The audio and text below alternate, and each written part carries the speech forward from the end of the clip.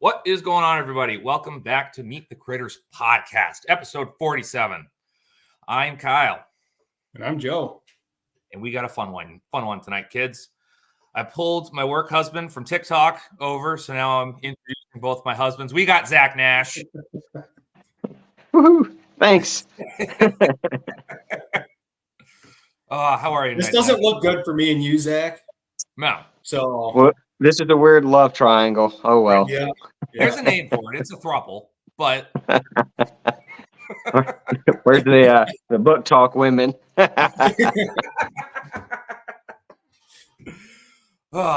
you doing tonight, Zach? I'm doing well. So we usually start this out with tell us a little bit about yourself. Usually the way we put it is it's like if you're at a wedding and you're at the table where all the extra people are, but it's a good group of people, you tell that much about yourself. It's a little bit extra, but still not everything. Not everything, just enough to make them curious. Okay. Right. So I live in South Mississippi. I'm a Army veteran that decided to run away from the Army and join the Air Guard. Met my wife overseas. We're both service-connected disabled veterans. In 2020, when everything crashed, we decided to buy a house and buy a farm. That's kind of what brought us where we are today. We've got about 40 acres in South Mississippi with cows and horses and pigs and goats, chickens, geese, turkeys, and bees. Sweet deal. I forgot about the bees in the description. Yeah, it'll be all right. I forget about them sometimes too until I get stung. Right. That's a beautiful thing about bees. It's probably one of my favorite things to have on the homestead or farm, whatever you got. It's kind of walk away. You don't have to feed them every day. You come back and reap the benefits as long as everything's going good. Of course. Yeah, they're really easy just to drop and forget. I'm still like on the fence with bees. I'm like, I get it, but I'm also like, I want no part of it. I think once you start doing it, like I haven't had bees in probably 4 years now, but I still enjoyed it. It was probably one of my favorite things to take care of. I mean, they're super interesting for the most part. Once you get the colony established and you're in a good season when you're getting pollen, you just come back. Yep, there's honey in there. You switch boxes or whatever you're doing with your hives and away you go. I mean, there's not a lot to them as long as they're healthy and you're doing what you're supposed to. Right. Yep. I put some treatment in it, I don't know, 2 or 3 weeks ago. They're supposed to stay in there till May the 1st. I'm going to pull that out and then see if I need to make a split or not. One of them, it's pretty hot. She's jam-packed in there, so we'll see. What kind of treatment do you use? Avpar, those wax strips. They work well. So, I mean, they can't use the honey, but they'll use it, so it's all right. Yeah, you just got to make sure you're keeping track of it. But once they're treated, keep it for the season. And then do they recommend using those again later in the year? So I'll hit them twice. I'll do them once in the spring on the spring buildup of that brood, and then once again in the fall when they're starting to kick all the drones out and reduce their numbers. I don't use the oxalic acid or the Formic Pro. None of that stuff, just those strips. They've been working since the 90s, so I figured why not. Yeah. Perfect. Yeah, I tried the strips the 1 year, and I had one of my neighbors that got me started into it. He came over and did the acid 1 year. Both of them worked pretty good. I just didn't want to buy the whole setup just to treat. I think I had 4 hives. It didn't make much sense. The strips are expensive. Just as easy. Oh, for sure. It's easy to plop them in and go. Yep. We just got back into chickens this week. Yay. I just got back into pigs this week. I know you did. You still get eggs from these. You just got a walking lawn ornament. Yep. I think the only thing I can get back into is bees and equine. Everything else I've already got. Yeah. Yeah, I don't know. Horses are expensive. Yeah. No, it's not great. Yeah, I will be completely honest. They were definitely partially used as a bargaining chip. My wife was on vacation with a girls' trip with my mom and sisters, so I had the kids all week. And I was like, I went to pick up grain, And of course, the youngest was all over it. And I'm like, okay, if you listen, we will get chickens. But if you stop listening, I will get rid of said chickens. Like it was that towards the end of the week. Also, I was like, all right, I can do some fresh eggs again. Like I haven't eaten eggs since we had chickens. It's just something like, I don't know. Adam, I'm like, if I get fresh eggs from like a customer or something, I'll usually eat those. But I'm like, I'm not gonna. I don't know. Once you start having fresh eggs, you can't. You can't go back. Yeah, So you can't. I'm like, all right, we'll get some chickens again, and why not? And if you don't eat them, you can give them to the pigs. They'll eat them. Exactly. Exactly. Yeah. And then of course one's already died. I'm like, oh good. Yep. Fun. We got some, I guess, earlier this week too. I need to go in there and check and make sure nothing's under that little heating pad thing. Right. Gotta love it. Mine are all doing pretty good. Yes, Rachel, I know. Wait, Kyle said he would never get chickens. Yeah. When you got a 2-year-old and a 5-year-old and you're just trying to survive, you'll go to some amazing lengths. Yep. And they're girls too. So yeah, you're just out of luck. Yep. Yeah. And it is great. And it's one of those things like when I don't have chickens, I'm like, I'll never have chickens again. They're awful. And then the second I get chicks, I'm just a 5-year-old in there again, just like, yeah, look at them all go. Like, and they get bigger immediately. Yep. Yeah. But again, it was nice. I still had everything. The only thing I needed to buy was like a brooder tank. And that worked well. That worked out well in my favor. And I was like, perfect, whatever. Got one of the nice galvanized ones. So, but I had everything else, set it up the night before, and I was good to go. I was like, oh yeah, I still remember how to do this. That works. Because we've done so many birds. That's why we took so much time off, because I was just like, I'm burned out on poultry. Yeah. And it'll do it. We got one of those spinners because we was going to process them ourselves. Mm-hmm. Oh, Lord. After I got done and I pulled out my chicken that's, supposed to be a good size and it's the size of a Cornish hen, you're like, really? I did all this work for nothing? Yeah. This is what I get? Yeah. Yep. I just got my new scalder this week. Oh, yeah? Yeah. Is it pretty? Nothing fancy. I mean, right. But for $500, you're right. For $500, it would be freaking gorgeous. But it should be. But when you look at like the commercial setups that are well over $1,000, the $500 one looks pretty appeasing for the couple hundred birds I do a year. So, yeah.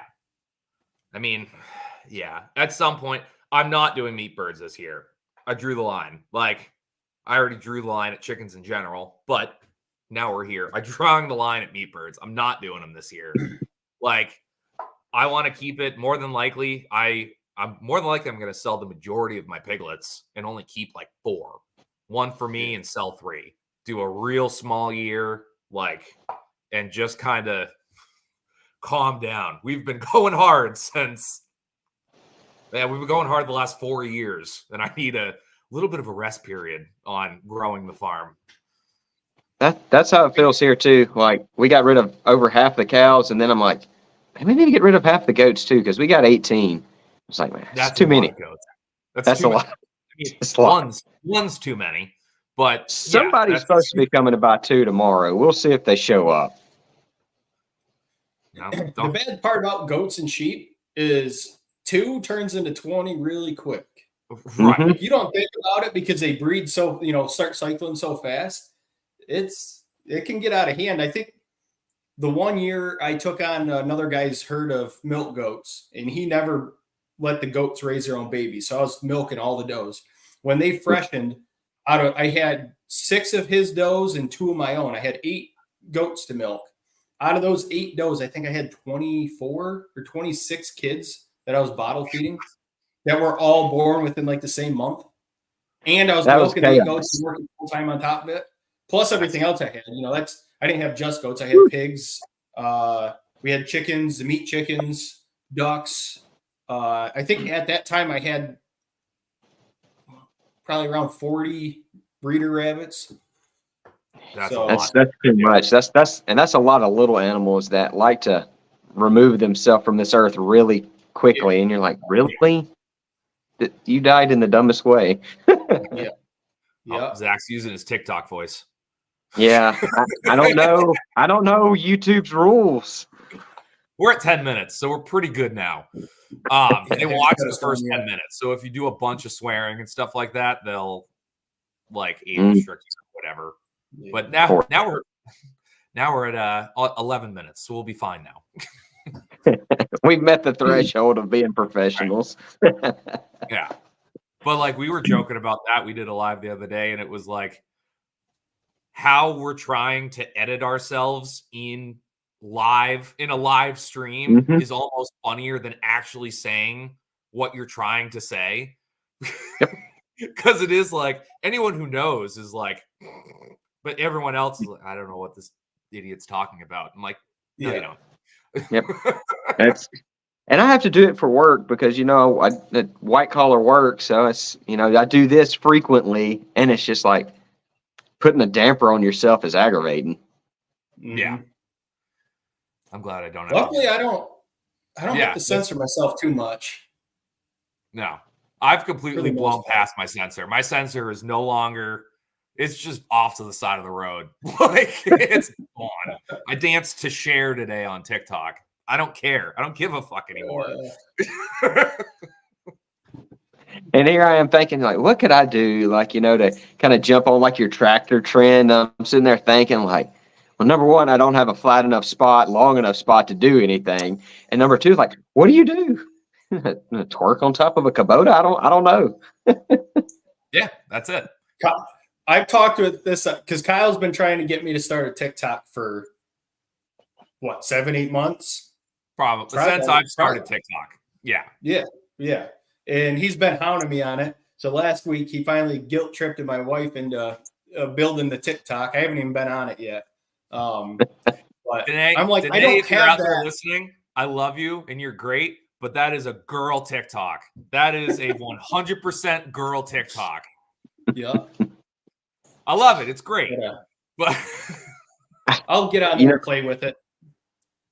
I fought it for the longest time, and then I was like, screw it, let's see what it's about. And then now I've met friends, I've met people, I've learned a lot, and it's just like, it's fun to, I don't know, haul around on, I guess. Yeah. Mm-hmm.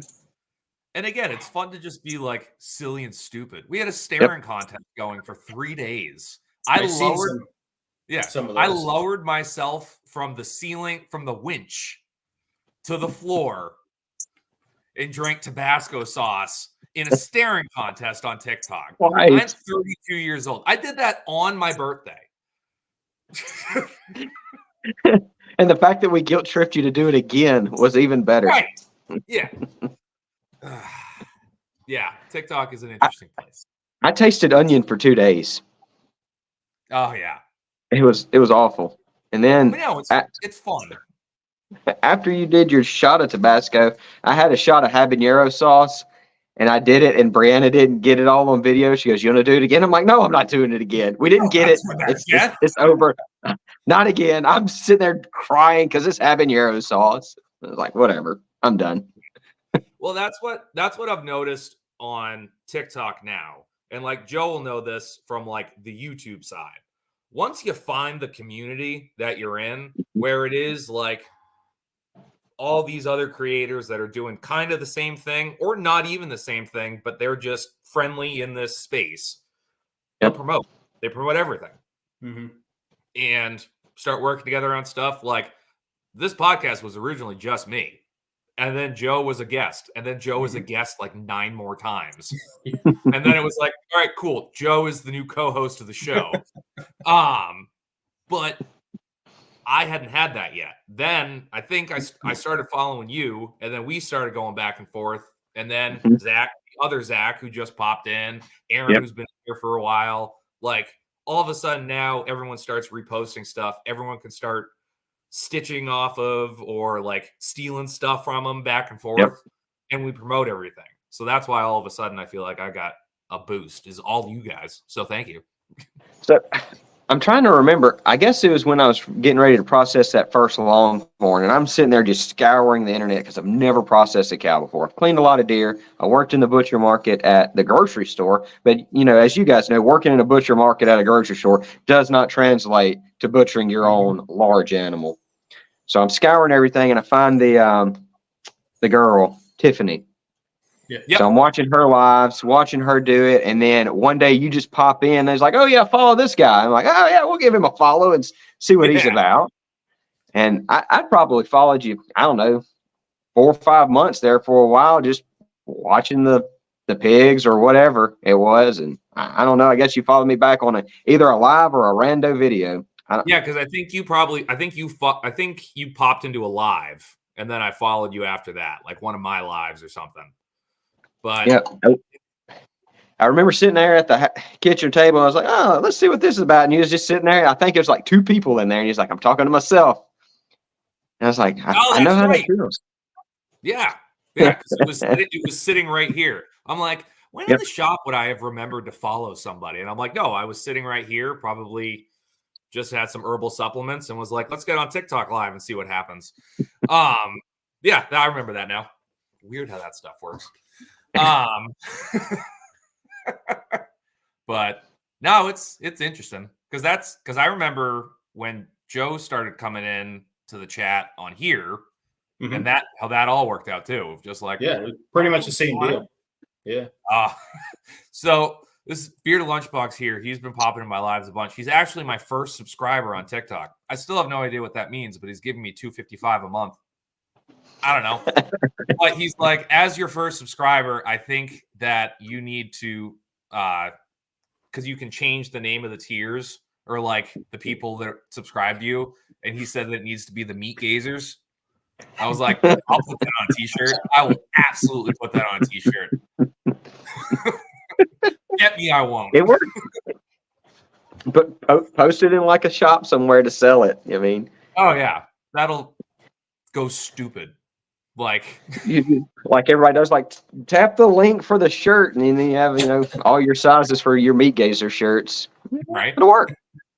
Well, it's because like I've talked to you about this, Joe, of like the community on TikTok. I've always been that person on YouTube too, but it doesn't always I feel like it doesn't always come across as well on YouTube, just me as a person sometimes. Mm-hmm. When I can condense it down into a minute and make it as funny as fucking possible and then pop it out, it's like, there it is. Like, yep. Like the feeders getting out and you're just like, you know what, feeders, I'm done with this. Yeah, exactly. Post it to Sweet Caroline. It works. Yeah, it's fantastic.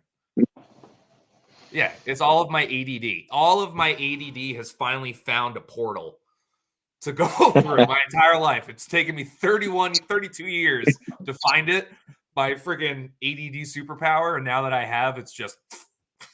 And now I can focus it maybe to do something with this. We got some stuff in the works, I think, which is actually pretty cool and kind of crazy. I had a dude reach out today out of nowhere. He's like, hey, man, I've been following you for a long time. You've helped me out a bunch. I'm buying my first half a cow. Like, I only want about 75 pounds of burger. Here's the hang weight. What should I do? Like, because I'm looking for this, this, and this. But then he was like, and I forget his name, so I apologize if he ends up watching this. But he's like, I completely understand if you don't get to this. You're so popular on here. Like, he just really started blowing. And I'm like, am I popular on here? What is happening? What? And I messaged him right back. He's like, thank you so much. Like, I really appreciate it. Like, keep putting your stuff out. That's awesome. And it's like, that's shit I've said to like other huge creators. Yep. And it's like, that's so weird. And I'm uncomfortable. Yep. I had one today, a lady out of the blue. She said, my goat's getting ready to give birth. I've talked to this lady one other time. And she's like, I think my goat's dying. I'm like, oh, well, I'm sorry to hear that. Take it to the vet. And then today she's like, it's giving birth. What do I do? I'm like, I can't help you on a TikTok message, but let's try to figure this out. And it's weird. But it's also super cool. Yep. Well, yeah, I say weird as in I don't know how to react. I don't know how to people well, right? I don't. Right. So. Which yeah. I think, like, I'm the same way. So when you get that every once in a while, you're like, but yep. Like all my friends and family that know that I'm doing YouTube now, they're like, we never, ever thought you would be doing YouTube videos, let alone making, like, my wife picks on me daily about making friends on the internet. She's like, how are we going to teach our kids internet safety when you're literally making friends on the internet? Like, Kyle is my son's idol at this point. It's so crazy. It's funny. so crazy. And I'm sitting there putting Pornhub theme music in the back of my videos. Like, that's almost irresponsible. That's almost downright irresponsible, Joe. What are you gonna do? Mine will come in. It's like, that's the butcher, or that's, and so my son, he pays more attention than I give him credit for. He goes, "Is that Mr. Aaron, or is that Mr. Zach?" Or, you know, so and he's figuring out all these people. Roll up really fast. Yeah. Well, Madeline was watching some of yours earlier, and I was like, "Whoa, stop! Calm down, hold on." You're still young and impressionable. You're only 9. Hold on. His soul's been gone years ago. So, but it's building the communities online, like you said. You know, you're supposed to tell your kids, don't trust internet strangers, and now most of my friends are on the internet. So it's like, how do you correct your children? Yeah. But it's like, find other weird people like you that you can connect with. But watch out for the other really weird people that are out there. Yeah, but that's what's cool. Like Beer Lunchbox, that's why I like this. I don't people. Now I found someone like me. Like, that's the cool thing. Like, Joe's in New York. You're in Mississippi. We talk every day. Like, I talk to both of you almost every day. And when we was going down to New Orleans today, Brianna and I was talking on the ride, and I was like, you know, I said, well, Nicole's down here, or was. And she goes, yeah. I said, it made you feel kind of at ease when I was like, if they need anything, let me know, and I'll be there, Johnny, on the spot. I'm only an hour and a half away. Because, there's always a bit of, like, when your wife goes off somewhere, it's always like, I hope they're good. I hope they're safe. And I just said it, like, just in conversation, like, oh, like, my wife's going down there. He's like, I'm an hour away. If you need anything, I'm there. And I immediately was like, oh, okay. Yeah, that's fine. Zach's there. And I told Nicole, and she goes, that's good to know. Like, because I'm like, I know Zach will roll down there with some Southern wizardry and just do something. Yep. We'll figure it out. For those in the YouTube audience who don't know, no one's brought it up yet, so I'm bringing it up now. For those who don't know in the YouTube audience, you can go ahead and take a look at Zach here. I apologize to the audio listeners. But Zach is a damn near spitting image of the Southern Daniel Radcliffe. And in his lives, every day, if it was a drinking game, you'd be hammered. How many people go, you look like Harry Potter? Like, all the time. Or Daniel Radcliffe. And I get it in person sometimes, too. I'm like, yes, because Daniel Radcliffe is slumming it up in Mississippi in this, podunk town of 300 people. Yep. You found Raising farm animals now. Yeah. No, and it is very quickly followed up if I am in the live with, people say I look like Denzel Washington. Like, I get a chuckle sometimes I miss it, but I'll catch it. It just makes me laugh. Right. That's why I do it. I don't do it for anyone else except the persons whose lives I'm watching. Every now and then other people in the chat will get it, but it's fantastic. We haven't talked about any of your animals. And we're 25 minutes in. I don't know which one do we want to talk about. I mean, we can talk about Ruben the bull. He's my best friend. Ruben is fantastic. So I got a big red Brahma bull. I need to post a picture of him when we bought him versus now. He's like a dog. He follows me around the pasture. He's in my pocket. Scratching from his nose to his tail. I'm trying to convince him to let me ride. I don't know if that's going to work, but we're getting there. I've put the rope on him. It's like, all right, now you just got to let me jump on your back. Now, if he's sitting down in the pasture, like laying down, I can go sit on him. And he doesn't care. He doesn't get up. He doesn't throw a fit. I just haven't thrown the leg over to see if we can ride him through the pasture. Barbed wire hurts. Yeah. I'm slowly working Red into getting me to be able to, like, throw a leg over him. There you go. He's huge. You could probably ride him around the pig yard.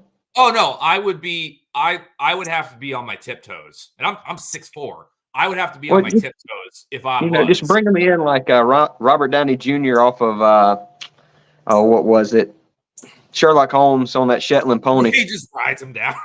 Yep. Just jump. I'll jump from the fence. Yeah. Make sure that you set it up so you catch the whole thing.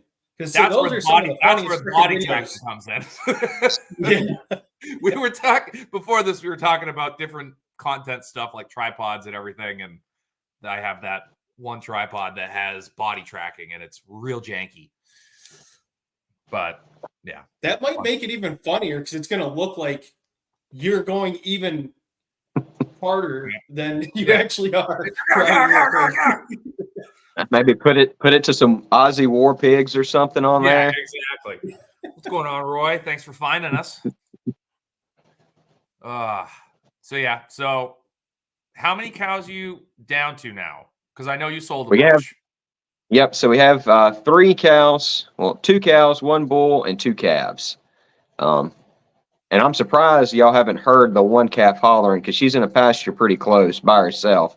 I got to catch the other one and throw her in there. Somehow I threw my back out this week. No telling how. So I haven't done anything. I haven't even worried about catching her. I went to the doctor. She goes, "Why is your back spasming so bad?" I'm like, "Farm chores. I don't know." So yeah, that's yeah. Why do you hurt? Do you want a list? Like, I can't tell you which specific one it was, but it was probably one of these things. Yep. And then we're going to be down to just 2 or 1 cow and the bull soon. I'm packing on the weight on this longhorn. I've been just pouring the feed to her. I'm hoping she doesn't taste like shoe leather like the other one. We're going to see. It's tough. I'm going to probably turn it out loud to even say that. I'm Yeah. packing on the weight on this longhorn. She probably gained 120 pounds. I'm pouring the feed to her.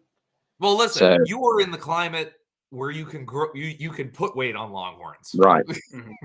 and it started greening up down here. They're out, I have they're on 7 acres, 3 of them. So they're not going to eat it down too much. And then we just mulched probably 7 more acres. Nice. Yeah, I saw that. It looks great. Now that I'm here by myself, I'm going to get the torch out. She can't tell me no. Right. So, well, your wife's just going to fill the horses. Yeah, that's all she's going to do. The horses. Well, we're going to start a breeding facility for horses, right? So we just bought a brood mare last week. Yeah. And pretty good papers. At least that's what I've been told. They're good papers. I don't know. I don't know how to read horse papers. So we're going to see if she throws a filly or a colt and start a breeding program for horses. So I think that's where we're going to try to start making our money. There's not much. I can't get in the cow business around here. The sale barn's got it rigged, and it's hard to get in there and get them at a price, especially right now where you can buy and flip to make a profit. I joke I buy half dead or half sick cows, get them well, and then sell them. Yeah. Buy the ugly things that no one else wants, get them right, and then sell them. Right. It takes a lot longer. Yeah. Around here, you can't buy anything cheap and try to resell it because now that the sale prices are so high, everybody's asking those high prices. Like all the people that normally wait and get feed, stockers and finish them out during the summer.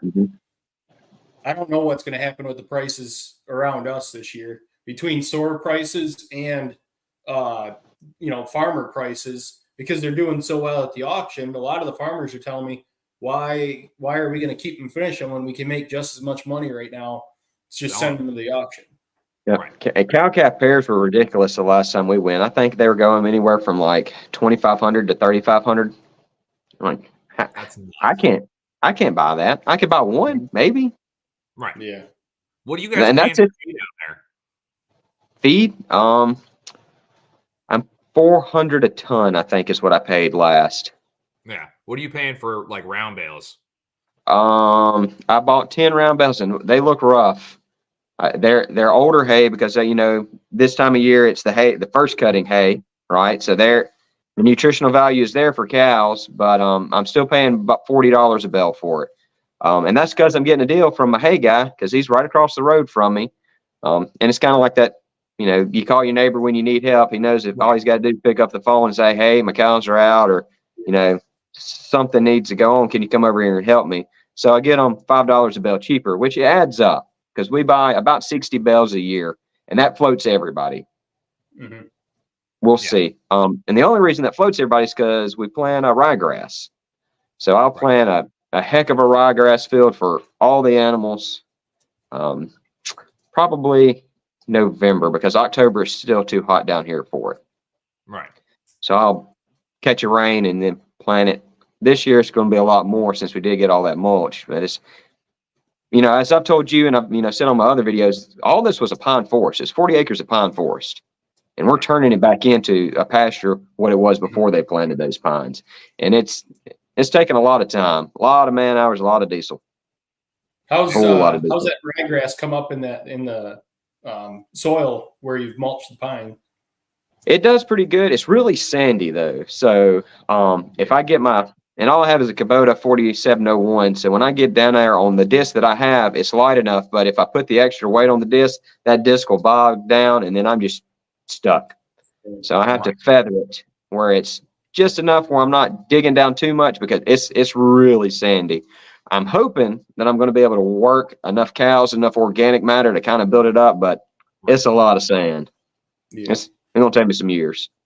I've got the complete opposite problem. I've got a section of pine trees. I'm pretty sure we're going to log a bunch out and kind of open them up more. And then I was wondering about the acidity in the soil, if the ryegrass would come through, if you had to put any lime or anything like that on it.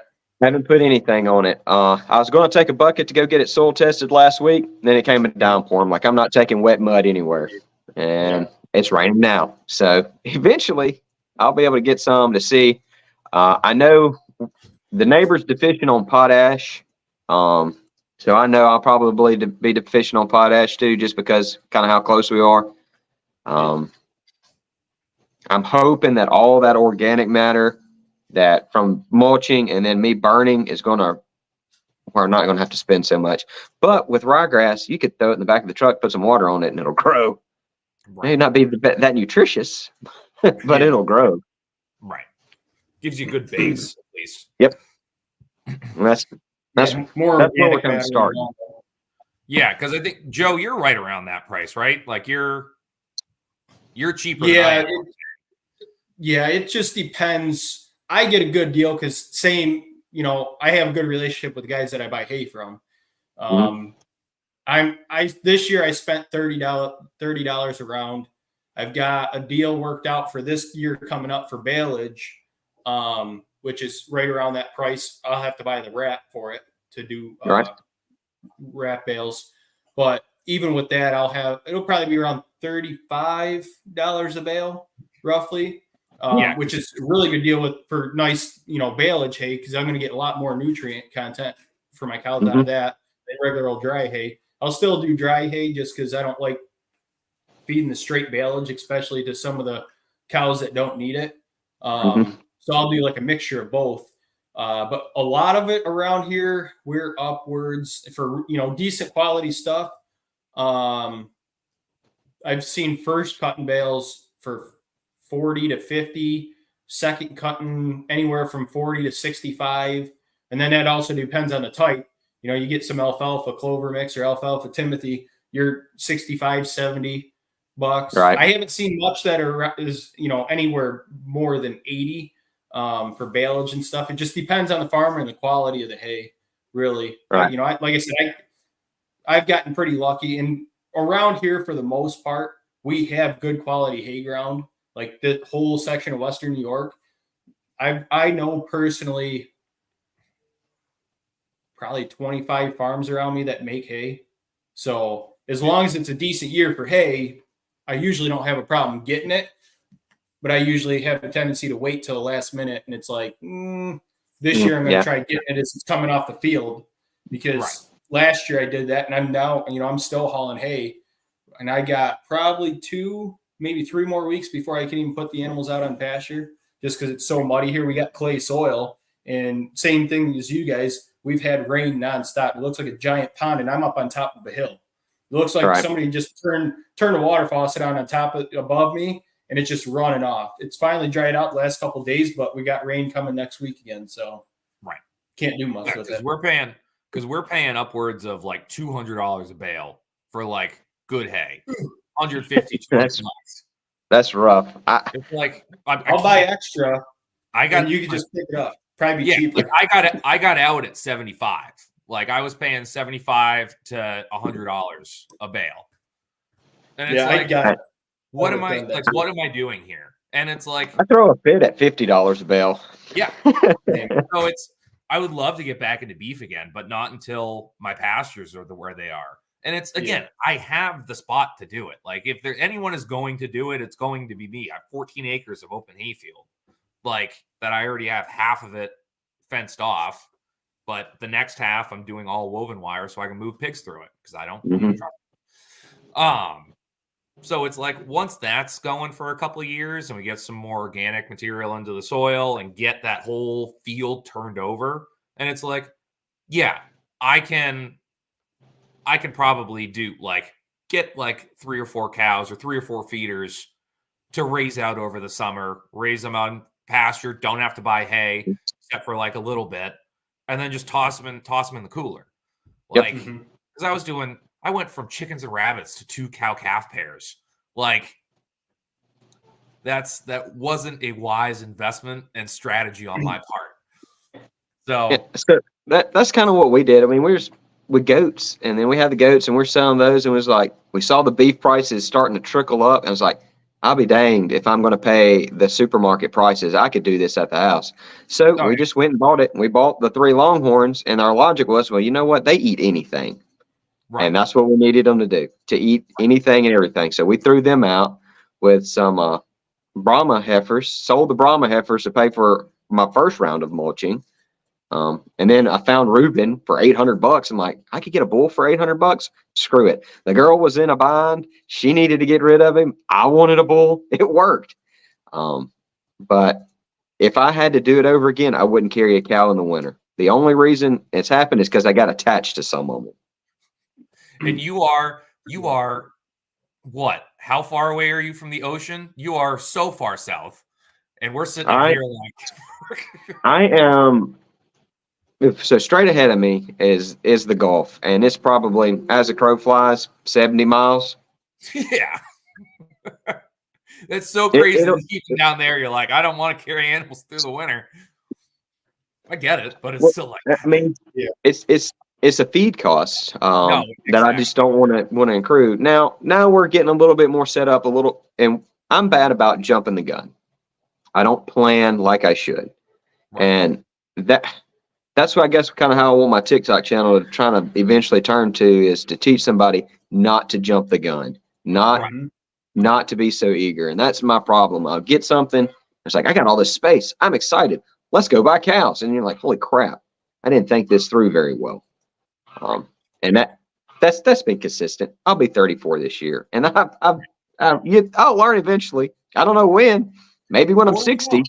But that's Bearded Lunchbox. I just want to put out, Zack does have a TikTok channel. The link is in the description, and I forgot to put Blakesley Acres' new TikTok link in the description. I will do that in the edit.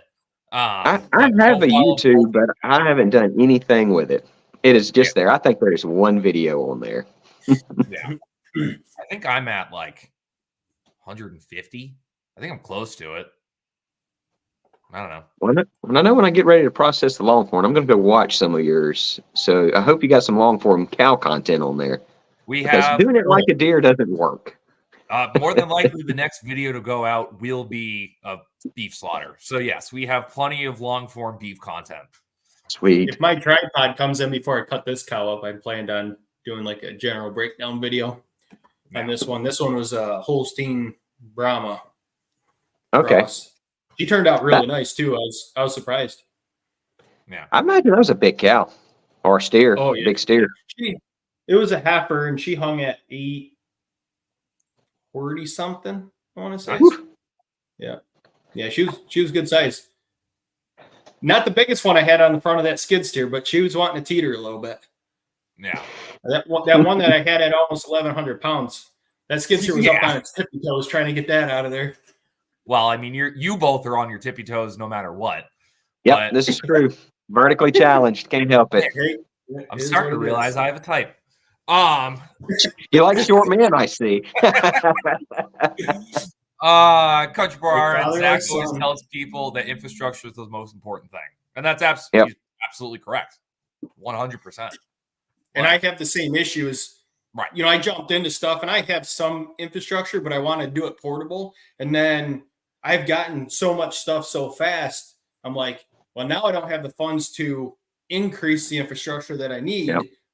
That I need right now is what I'm running into with pretty much everything. The cows, look, I mean, for the most part, my cows are really good. Like, they're trained to one strand of poly wire and those little tiny fiberglass rods. That's okay. I grazed my neighbor's farm, and that's all because he didn't want permanent fencing up there. So when I rotate cows, they use it to ride 4-wheelers and stuff, and he just didn't want to have to stop and open gates and everything, which I understand. And knock on wood, it's worked so far, but my cows are fairly well trained and I do rotational grazing. So as long as I keep that fresh grass coming, I have no problem. As soon as I run out of grass and they have to start eating hay, that's when I start having issues. I would like to have at least my property fenced in with 4 strands of electric soon, but just having the funds and the time to do it between building the butcher shop last year. Now we're doing an addition on that, farrowing pigs and trying to keep up with all that. And yeah. It's kind of like me. I have a lot of about 60 to 80% done projects, and it's a lot of them. Yep. That's exactly how it is.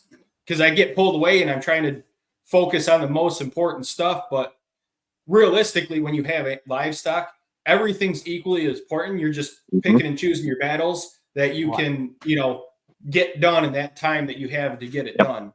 Right now with the butcher shop, that's my main source of income. I have to get this done and keep things running in here, because if I don't have animals to process or I'm hung up on something, that's money that's not coming into the business.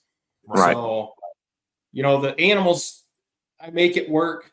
It's not the prettiest thing ever, but it's work. I mean, it works, but it's not ideal. Like, I easily get frustrated, and then you get burned out. And me and Kyle's talked about that a bunch of it.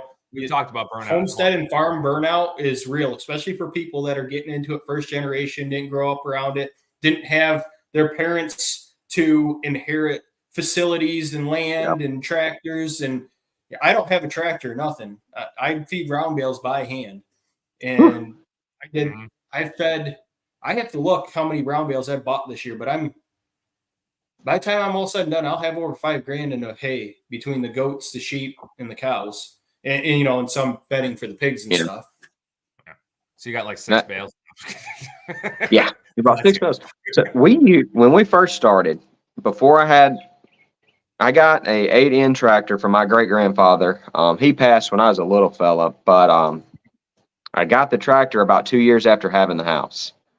And I had to get it running here. It hadn't ran in probably about 10 or 15 years. So before that, we were using a 4-wheeler and a hood of a car.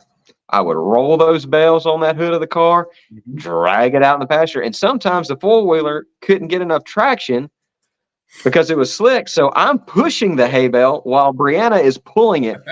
And I mean, and then we get the 8N. It's a live PTO. So when you hit that clutch, they start to sag. And I had chains latched on to the hay spear that I would hook them on hooks and then let off the clutch to drive around. And it's just, if you're a first generational farmer getting into this and your parents didn't do it, it takes a lot, and that burnout can get quick. And that's usually where I get angry, where I'm sitting here working and something breaks or something happens. And I usually tell the wife, I'm like, I just want to finish one project in a day's time, because I know I can do it, but for some reason I only get halfway done. And here I am with another halfway done project. I have a room in the shop that I could use for this. This sheetrock's not done because other projects. Yeah.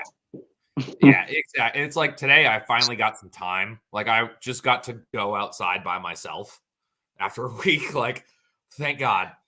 And I like went out and I'm like, oh, the breeder's fence isn't even on. Like the fuses, I have a bunch. Like I've just been given a bunch of old fencers, like some of them that still run on fuses and stuff. I'm like, fuse blew in that, more than likely during the storm. Go out, the ground wires completely taken down. So I'm like to the opposite pen, which I was like, why isn't this getting any juice? So I had to like kind of quickly redo both sets of electric fence, get that set up and move water and all that stuff. And it was like, oh, I accomplished something. Like I came out, didn't know I needed to accomplish something, accomplished it. And now I'm going inside to sit on the couch for a minute. It's like, oh, okay. This is way better. Yep. Well, so I'm interested to see, because Brianna's my filter. She's what tells me, okay, you've been working on something, you need to stop. Since you won't be here this week, I'm curious as to how much stuff that I'm actually going to get done, because I'll be working until night with a headlamp out there. Yeah. And she'll come and she's like, okay, it's time to cook supper. It's 9 o'clock at night. Or, hey, when are you coming back inside? So I'm really curious, because I'll get lost in Zack land out here doing whatever, and then look up and it's like, holy crap, I haven't eaten breakfast, lunch, or dinner. Right. And everything's accomplished, though. I don't know if it's ADD, workaholic. I don't know. The kids will be here, so they'll fuss at me. But my kids are old enough to where they'll just fix themselves something to eat, which I'm really hoping the French fries that are in the oven right now are not came out. They were supposed to get them out. I very seriously doubt it. Yeah. No, that's the same thing with me. Like my kids are old enough; they're kind of self-sufficient now, which is super nice. Like I go back every couple hours. I'll check on them real quick. Hey, how's it going? You guys good? And then I'm back out the door working on something. But, with Kyle's situation, his daughters are still super young, and he has to be physically present, which makes life even harder. And, I've been doing this long enough. My kids were born into it. So I understand what Kyle's going through. Like I've had a farm since we bought our first property in 2015, and my daughter was only a couple months old. So we've had animals straight up through the whole process. And my wife's the same way. Eventually she's like 10 o'clock, 11 o'clock at night, but she's not so persuasive. She's just like, hey, when you coming in? Yep, I'll be there. And then I look at my phone or look around. I'm like, oh yeah, it's midnight. Like, especially working on the butcher shop, fighting with weather. I mean, how many nights did I have? Like I'd be talking to Kyle next morning. Yep, 1, 2 in the morning. I'm out here running equipment and excavators. Like, hopefully the neighbors don't mind. Luckily, they're a little ways away. Right. So, see, and those are like there's days like these the last big storm we had. We're out of power for 4 days, and I'm like, there was a part of me that definitely did enjoy it though. Like obviously I missed my family and I wanted to be warm, but I was also like, the governor's off. I can just work. I can just go. Like I'm gonna go to Subway and get 2 sandwiches and fall asleep at 9 o'clock. And I'm going to wake up at 6 and I'm going to do it all over again. And it's like, this is great. Do y'all hear the horses? Oh, yeah. Okay. I was wondering, it's the blind horse losing his mind about something. And I heard another group come running past the porch. So I don't know what's going on. Who knows? Well, we'll find out. He hasn't ran into anything yet, but he's not happy. No. I'm telling you, I'll send General down, and it'll be a good companion for him. He only has slightly more vision, but he'll be a good guide for him. Well, he's got a buddy. I don't know what's going on. Him and that new horse are supposed to be in there together, but he's lost her somehow, and she ain't talking to him. So as long as he doesn't run through the fence, he ran through the fence last month and had to go and redo it all. So. It's bound to happen. That's Go get a flashlight and see when Diesel's losing his mind, and see if you can see Honey. Bentley told Madeline that she doesn't have a life. Okay, I'm not worried about that. Did you Fun stuff. Here we go. Thanks for muting me. I was problem. being I- pulled in I saw- dad butt business. I saw the look and I was like, I'm going to mute that real quick. We've all been there. Yep. Yeah. But no, there was a lot of like, especially last week, like the breeder's water was still where I could fill it with the portable tank because I haven't been able to run hoses because it snowed 4 feet of goddamn snow. So I was like, crap. And I didn't have time to move anything either because I knew that was going to be a project. And I'm like, all right. So there's a lot of, okay, we're getting in the truck to go to the grocery store. And like, get him in the truck and then just close the door and roll the windows down and be like, okay, I got to go fill the pig's waters. Love you. Here's your Disney music. Bye. I'll be right back. You're locked in the vehicle. But I was thinking about that today. I was doing my chores and I'm like sitting there filling buckets up. I'm like, why am I still carrying buckets? Like, why don't I get the hoses out? It's not freezing anymore. It's not frozen. Nothing's freezing now. And I'm literally like with all the animal chores that are down here. Luckily, I'm not carrying water for the cows because I set that spring up for that. But I'm going through like 40 gallons morning and night between the meat chickens, the laying chickens, the pigs, the goats, and sheep. And I'm like, why don't I just dig a hose out and run it across there and just start watering everybody? Well, see, I'm so spoiled. I can leave water hose out all year. They froze once this year, and that's when it got down to 10. See, this is the worst time of year because I never just invest and buy good hoses because they're gonna break. Regardless, I don't care if you buy the cheapest hose possible or you buy the most expensive. They're going to be 1 degree too goddamn cold, and they're never going to be able to work again because they're going to break, and you got to mend them and do everything. So by this time of year, I was looking around today because I had to fix a section of hose naturally. And I was like, it's just a hose graveyard because I would literally just get so bullshit that I would just pick it up and throw it somewhere in like a snowbank. So now, like, just look around my property and there's a coil of hose there. There's one over there. There's 4 random hoses put together that don't even make sense. Like, what's happening? So now I need to go back around and like collect everything. What can I salvage? What's like going to work? What are you using to fix your hoses, Kyle? I use the brass fittings. Oh yeah, that's just you know what I found out last year works, and it's a much cheaper. What? 3/4 inch PEX fittings in crimps. You can buy them in bulk. They're super cheap, and literally you just get the hand crimpers. I'm not joking. I tried it last year because same thing. I got a bunch of hoses that are broken, froze in multiple different places, and I've got some that I got lazy and I just started driving across them because I didn't want to keep unhooking them. And then it's like I drive the truck over it and you hear on the bottom side of the truck and you're like, yeah. So I was like, I got, PEX fittings. As soon as you said 3/4, I was like, oh my God, I'm an idiot. Yeah. I just happened to have some in my tool bag and because I was working on the water lines here in the shop. And I was like, screw it, I'm going to try it because I didn't have any more of those barb fittings. And I don't know how much they are up there, but I think they're a few dollars for each kit you buy. Well, I'm going to buy a bag tomorrow just because now I need to myth bust this. Like, yeah, it works. It should work. Yeah, that sounds perfect. God damn it, I'm dumb.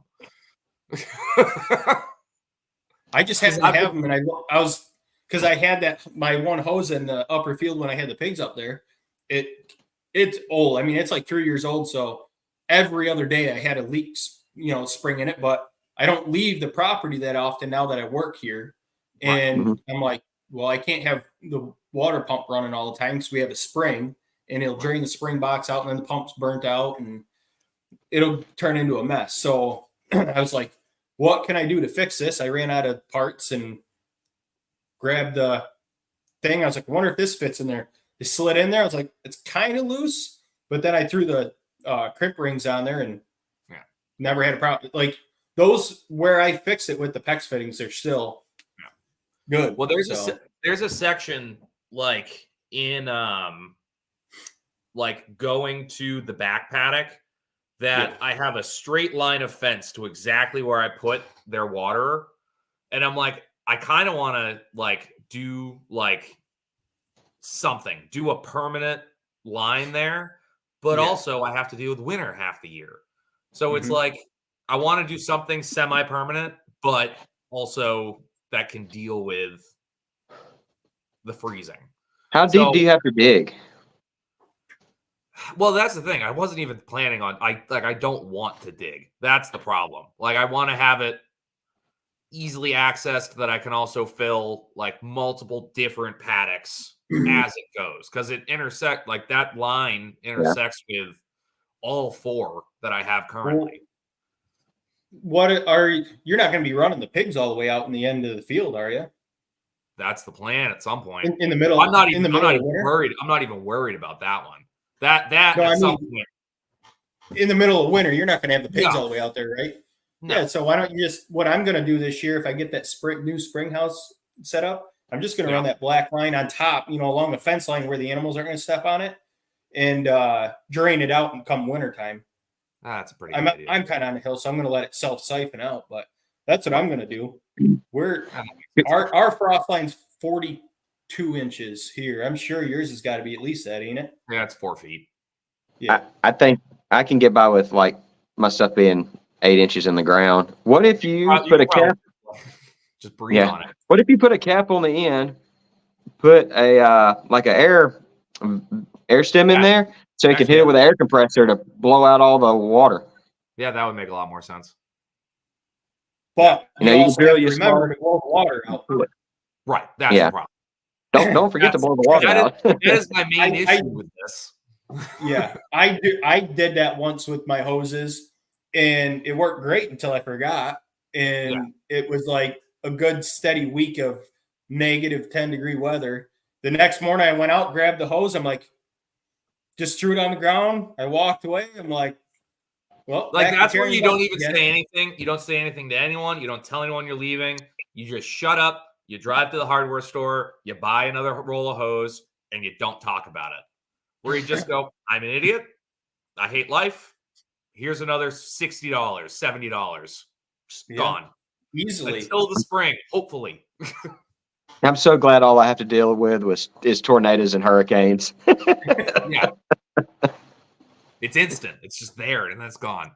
Yep. It's really like the Band-Aid rip of climate. That's really it. No, we're just in it. But I was like those to live in that frozen tundra. This year I was really good about like I had one of those blue like Rubbermaid buckets that you put a keg in. Like I had one of those, and I was really good about making sure my hose got back into it, and I literally would bring it in and put it next to the wood stove. I'm like, there is zero chance these hoses are freezing. Then of course you forget. And then you're sitting there trying to roll up frozen hose into a keg bucket and put it next to a wood stove. What I did last winter is I used those shrinking hoses. When you unhook them, they shrivel down. I did the same thing. I throw them in because they shrunk down. I could throw 150 feet of hose in a 5-gallon pail and still be half full, and I'd bring it in. And I didn't forget last year. This year, that one hose broke, and I just never got around to buying another one. So I just sucked it up and filled water buckets all winter. Yeah. Gotta love it. Well, we're up at an hour here. This has been a fun one. Yeah, I've enjoyed it. Yeah, they're always fun. Again, I mean, I told you that we'd probably go off the rails about a half hour in. I'm pretty sure we're off the rails about 15 minutes. Yeah. Yeah. We're going to have to bring Zack back on now because I think we didn't cover 3/4 of the stuff that we told them we were going to cover. They know you have a cow. They know you have at least one cow.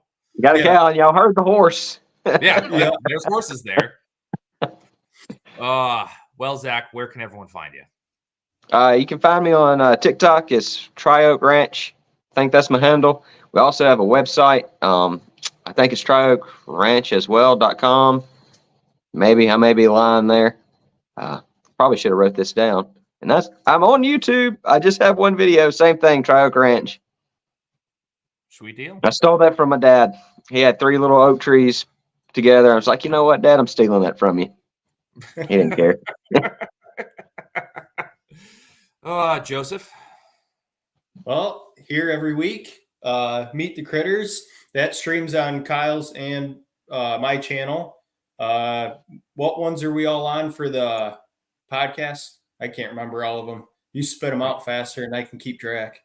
What do you? Oh, we are on. Now you caught me off guard, and I don't remember. It is Spotify, Apple, and whatever the Google one is. I think it's Chrome or And Fountain. And Fountain. We are also on Fountain as well as And obviously then, live here on YouTube. Yep. Blake Slakers on YouTube, Blake Slakers on Facebook, and now Blake Slakers on TikTok. I haven't personally put anything on there. My wife's been playing with it. So check it out. Follow us on there. I'm going to try getting on the next couple days and tinker around with it, see what I can do. It's currently a girl TikTok. Do not judge him too poorly for this. It is what it is. I love you. And now that I'm done with Joe's plugs, you can find me everywhere at Backwoods Butcher 603. That is YouTube, TikTok, Instagram, even though there's nothing on there. And yeah, that's it. I actually promoted this on TikTok, and we've had probably the highest viewers we've had in a long time. I don't know why. Yeah. I've got 5,000 more people listening to me over there than on YouTube. So I don't know why I'm just promoting things here. So yeah, go ahead and find me at any of those places. The links, all of our links will be in the description of this video or on the audio description. So, boys, it's been a fun one. Zach, we appreciate you. We will definitely have you back. Hopefully actually talk about your farm, which more than likely we'll get to like maybe a goose or something. And it'll be like, oh, you have a cow and a goose. Okay. I'll have a script here to keep me on track. While we're still on here, everybody heard that Kyle failed at promoting on TikTok for us. I did. So I now did. we all I can failed give to him promote. shit. I failed to promote. I apologize, guys, and I take that very seriously, and I've let you all down. So I apologize, and I promise to do better by you. I need to do better by you. I get it if you're mad, and I understand if you're disappointed. So at that point, we love you guys. We will see you next time. See you.